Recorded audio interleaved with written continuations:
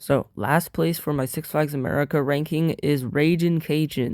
This is a Zamperla spinning wild mouse coaster, and I have not ridden this coaster, but I have ridden the clone of it at Six Flags Discovery Kingdom, and I found it to be really slow and kind of boring, and it didn't really spin much, and even when I did get a lot of spinning, it probably wouldn't have been that fun, so that's why this ride is in last. Next up is the worst thrill coaster in the park, Roar.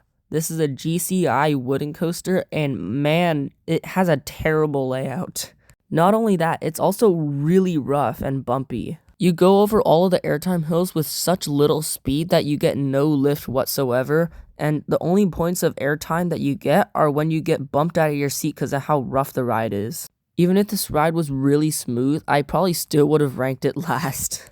Next up is the very boring B&M Looper Firebird. This is the first ever B&M coaster, and it used to be a stand-up, and I don't know if I would have preferred it as a stand-up because this ride is honestly a little rough. It's nowhere near as bad as people say it is, but it's still somewhat unpleasant, and to add on to that, the ride has like no forces. And next up is a roller coaster that I actually didn't get to ride when I was there, not because I didn't want to, because I did want to, but because it was closed.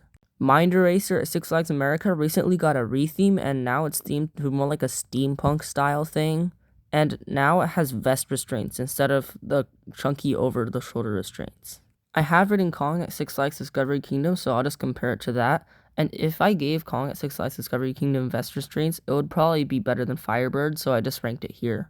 Overall, the ride layout is somewhat boring, and when people say the ride has forces, I never really saw that from the few rides that I got on Kong, but I'm hoping to get re-rides soon. Now, taking a big step up from the last spot, we have Joker's Jinx. This is a Premier Rides launch coaster. Launch on this ride is pretty punchy, and it's not too bad, but it's not also too good. It's kind of just like a mid-launch.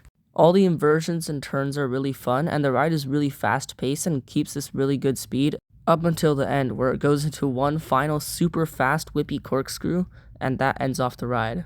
And next up, we have a very unusual placement for this park. I ranked Superman Ride of Steel as the third best roller coaster in the park. I think this ride is pretty good, it's just not great. This ride has some pretty decent moments, split up by a lot of filler. There are two gigantic helices, which pull some pretty decent forces, but nothing to talk about. It's just mid. It's not even just the helices. Once you get out of the first helix, you go into a bit of straight track that's like 5 seconds long. This section of straight track could have easily been replaced by two really crazy ejector hills, except they just didn't for some reason. But I just think that this ride fluctuates from being a pretty decent ride to a really mid to bad ride to a really good ride. And yeah, it's just not consistent.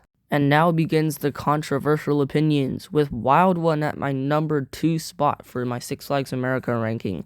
This wooden coaster is, I think, around 80 years old, and it is still holding up. This thing is insane. I got one ride on this ride in the 4th row, and I got insane ejector airtime. It just seemed like this ride was running like 10 miles per hour faster than what it should have ran, but I am glad that it does feel like that. I was sitting on a wheel seat, so the ride was somewhat rough, but it wasn't too bad, and it was a perfect amount of roughness for a wooden coaster to make it enjoyable. During the middle of the ride, WildOne kind of just dies down a bit and goes into some sort of straight track or some really shallow hills, but it ends off with a really insane and really fun finale with a downwards, barely banked helix finale. Honestly, this ride kind of feels like a mini Ghost Rider, but with stronger airtime. And my favorite ride in the park is Batwing, the Vekoma Flying Dutchman. A lot of you might be really confused right now, but I absolutely love this ride. I actually haven't ridden Batwing, but I have ridden Nighthawk at Carowinds, so I'm just comparing my ride on Nighthawk to where I think Batwing will rank.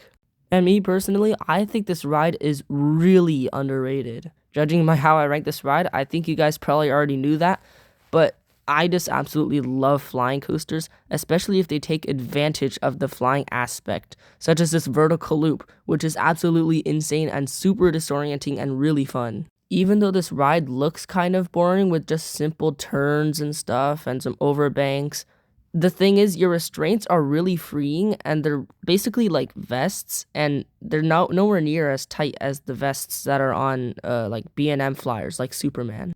So the small amount of jankiness kind of makes the ride feel more alive, and that is why I love this ride so much.